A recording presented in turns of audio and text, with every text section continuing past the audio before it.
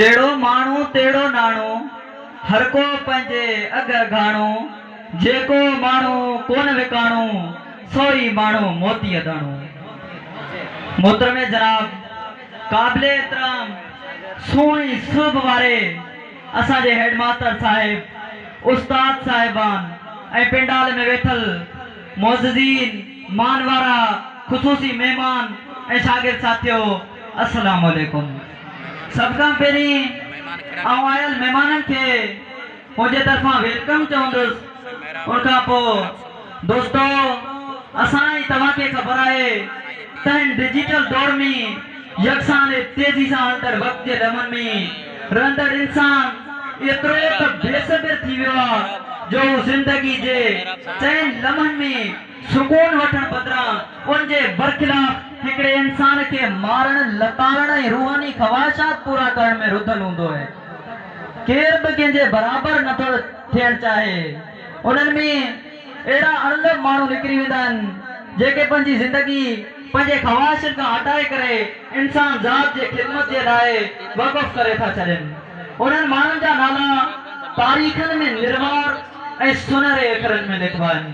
अहिड़नि अज़ीम रहबर इज्तिमाई सोच रखंदड़ माण्हुनि में असांजे कबीले जो मोज़िज़ शख़्सियत मरी बिरादरी न बल्कि सॼे वक़्त में, सॼे दौर में समी गरीब मिस्कीन मारू माण्हुनि जो अॻवान हाजी मोहम्मद उस्मान मरी जो नालो सुनहरो आहे।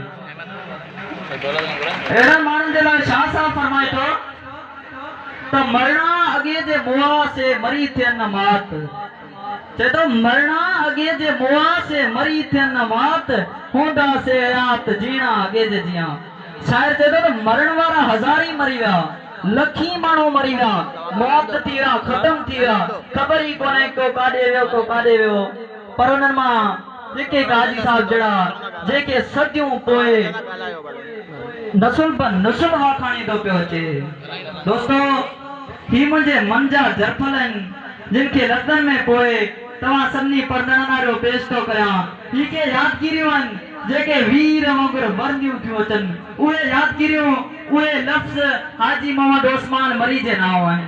हाजी साहब जूं मोहबतूं, ख़िदमतूं, चाहतूं, भलायूं भिट जी वारीअ वांगुरु ढिग विढ़ियल आहिनि।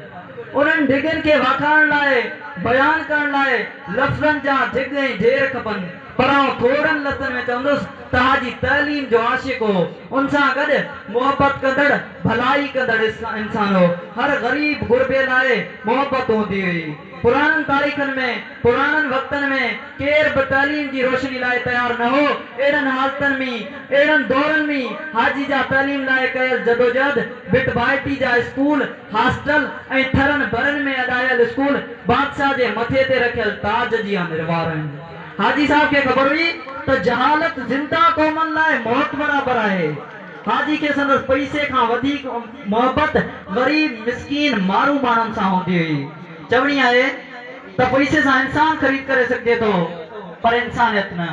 दौलत सां ख़ुशामद ख़रीद करे सघिजे थो, पर मोहबत न। हाजी मोहबत कंदड़, भलाई कंदड़ इंसान हो। दोस्तो, हाजी सूफ़ी तबियत हो, पर हू सुजाग ऐं अमली माण्हू हो। उनके माण्हुनि ऐं हालतुनि जो यकदम अंदाज़ो थी वेंदो हो। हाजी जी तेज़ निगाही सचपच हैरतनाक हूंदी हुई। हाजी जी आदत हुई त हू पंहिंजे इलाइक़े जे ग़रीबनि, मिस्कीननि माण्हुनि जे दुखनि सुखनि में बराबरि जो शरीक थींदो हो।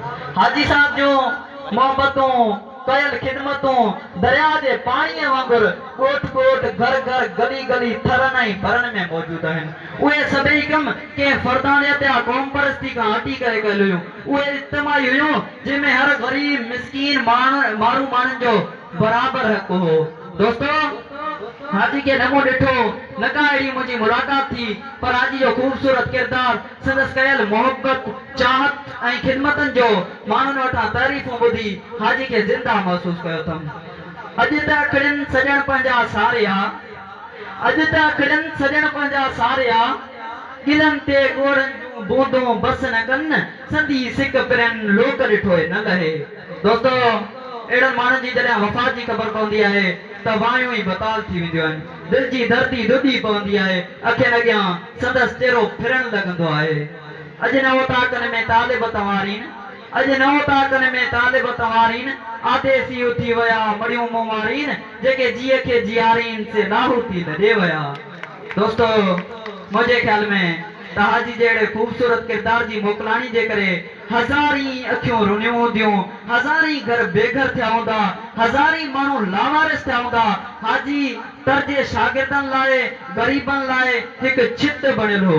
उहा छित हाजी जे वञण खां पोइ गायब थी वई, खत्म थी वई।